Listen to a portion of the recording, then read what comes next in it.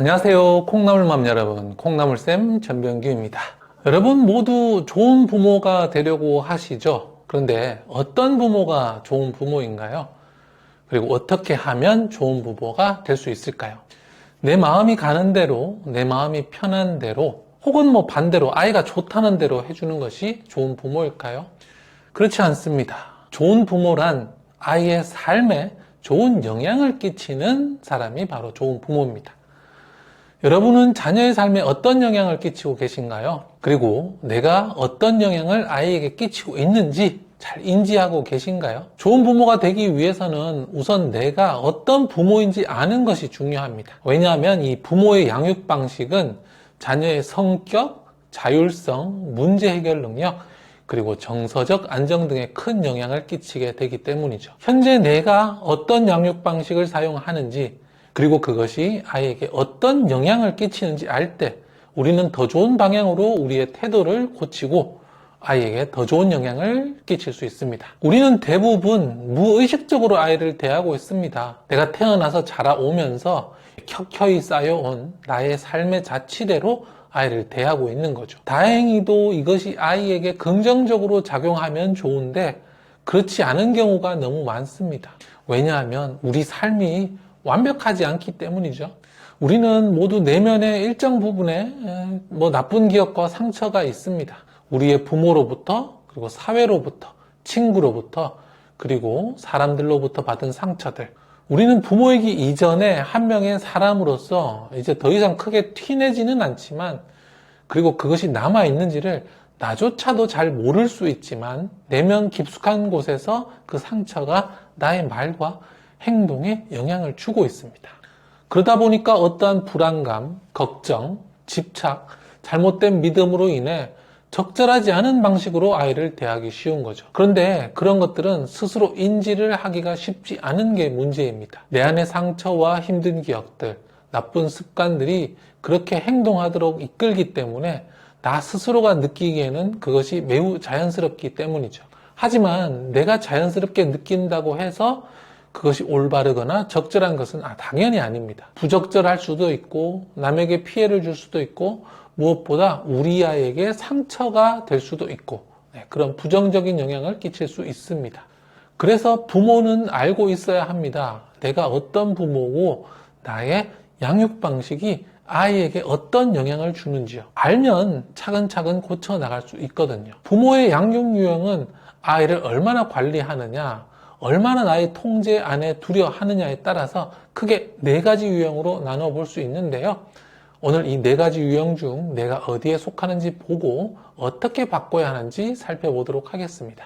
자, 첫 번째는 한국에 굉장히 많은 유형입니다. 어쩌면 여러분들 중에도 많은 분들이 속해 있을 가능성이 있는데요. 바로 과보호형 부모입니다. 과보호, 즉 과도하게 보호하려는 특성을 보이는 유형이죠. 대표적으로 헬리콥터 부모라고 합니다. 헬리콥터 날개가 헬리콥터 위에서 뱅글뱅글 돌듯이 자녀 위에서 뱅글뱅글 돌면서 모든 것을 통제하고 관여하려고 하는 부모를 뜻합니다. 헬리콥터 부모는 아이 주변을 맴돌면서 모든 것을 직접 해결해주고 어떠한 문제도, 아주 작은 문제도 겪지 않도록 해주려고 합니다. 그래서 외국에서는 이를 잔디깎기 부모라고도 부릅니다. 아이 앞에 이렇게 놓여진 모든 장애물들을 다 치우고 잔디를 예쁘게 깎아서 푸른 잔디밭만 보여주려고 하기 때문이죠. 이런 과보호형 부모는요, 자녀를 위한 지극한 부모의 사랑을 대표하기도 합니다. 나를 희생하면서까지 오직 아이만을 바라보는데요. 이런 과보호형 부모가 자주 하는 말, 걱정 마, 엄마가 다 해줄게. 너는 공부만 해, 엄마만 믿으면 돼. 이런 말도 있죠. 과보호형 부모 밑에서 자라는 아이는 학창시절은 상대적으로 좀 무난하게 보낼 수 있습니다. 문제를 부모가 미리 해결해 주니까 좋죠. 문제는 이렇게 과보호를 하게 되면 아이의 자율성이 크게 훼손되고요. 문제 해결 능력이 저하된다는 겁니다. 어릴 때의 문제야 부모가 쉽게 해결해 줄 수 있죠. 하지만 중요한 것은 아이가 성장한 후입니다. 아이가 어른이 되어서 겪는 문제는 더 이상 부모가 해결해 줄 수 없는 경우가 많잖아요. 어른의 문제는 자기 스스로 해결할 수밖에 없는데 과보호형 부모 밑에서 자란 아이는 이런 문제 해결의 경험이 없기 때문에 성인이 된 후에 큰 어려움을 겪을 수 있습니다. 과보호형 부모의 정반대편에 누가 있을까요? 네, 바로 방임형 부모가 있습니다. 정반대인 만큼 과보호는커녕 기본적인 보호도 하지 않고 아이를 내버려 두는 거죠. 대표적으로 흔히 디지털 베이비시터 부모라고 합니다. 스마트폰, 패드 이런 디지털 기기들을 통해서 유튜브 보여주고 쇼츠 보여주고 게임하게 하면서 그냥 아이를 던져놓고 돌보지 않는 거죠. 아이를 이렇게 방임해 둘 경우에는 아이의 정서 발달 그리고 사회성 발달에 큰 문제가 생길 수 있습니다. 우리 콩나물맘 여러분 중에는 과보호형 부모는 좀 있으실 것 같은데 이런 방임형 부모는 없을 거라고 생각합니다. 자, 이렇게 보호와 관리라는 두 측면에서 과보호형 부모와 방임형 부모는 양극단에 있는 부모입니다. 무엇이든 그렇지만 이렇게 양극단에 있는 것은 좋지 않잖아요. 자, 그렇다면 어떤 부모가 바람직할까? 바람직한 부모형은 단 하나로 말하기는 어렵습니다. 한가운데라는 것은 사실 현실적으로 존재하지 않으니까요. 그래서 과보호형 부모와 방임형 부모 사이에서 바람직한 유형 역시 크게 두 종류로 볼 수 있는데요. 바로 관리형 부모와 자율형 부모입니다. 이 두 유형은 무엇 하나가 옳고 무엇 하나가 그르다기보다는 아이의 성향에 따라서 적절하고 적절하지 않은 것이 결정될 수 있습니다. 그래서 다음 설명 들어보시고 나는 어떤 유형이지? 그리고 나는 어떤 부모가 되어야 할까? 한번 생각해 보시기 바랍니다. 먼저 관리형 부모입니다. 관리형 부모는 이 과보호형 부모와 방임형 부모 사이에 있지만 과보호형에 조금 더 가깝습니다. 관리형 부모는 또 매니징하는 부모가 있고요. 또 코칭하는 부모가 있거든요. 그 중에서 매니징하는 부모는 자녀의 학업생활 전반을 체계적으로 관리하는 부모입니다. 우리 매니저라고 하잖아요. 그런 식으로 부모가 매니저가 돼서 사교육, 생활습관까지 연예인 키우듯이 구체적으로 하나하나 세심하게 신경을 쓰는 분이죠. 올바른 방향을 설정하고 구체적인 방법까지 주고 아이와 함께 그 방향으로 나아갑니다. 반면에 코치형 부모는 관리형이긴 한데 매니징보다는 코칭, 그러니까 아이의 자율성을 조금 더 존중합니다. 목표를 같이 설정을 하고요. 그런데 이 목표를 돕도록 달성하도록 조언을 합니다. 매니징하는 부모보다는 또 직접적으로 많은 걸 설정하지는 않고 올바른 방향을 제시하고 동기부여하면서 격려해 주는 거죠. 개인적으로 저는 코칭형 부모입니다. 아이를 관리하긴 하지만 작은 것 하나하나 시시콜콜하게 모든 걸 다 짜서 완전히 이걸 따라오게 하지는 않습니다. 크게 방향을 설정하고 공부해야 된다, 공부 습관 가져야 된다, 욕하면 안 된다, 이런 것들을 하죠. 그 다음에 이제 구체적인 방법도 알려줍니다. 그런데 제가 모든 걸 다 짜서 요대로만 해 라고 하면서 해주지는 않고 아이가 스스로 선택할 수 있는 그런 여지들을 많이 주는 편이죠. 그래서 조금 제 생각과 다르게 하더라도 아이의 선택을 존중해주고 기다려주는 편입니다. 그러다가 문제가 생기면 왜 문제가 생겼는지 함께 분석해보고 해결 방법을 조언해주죠.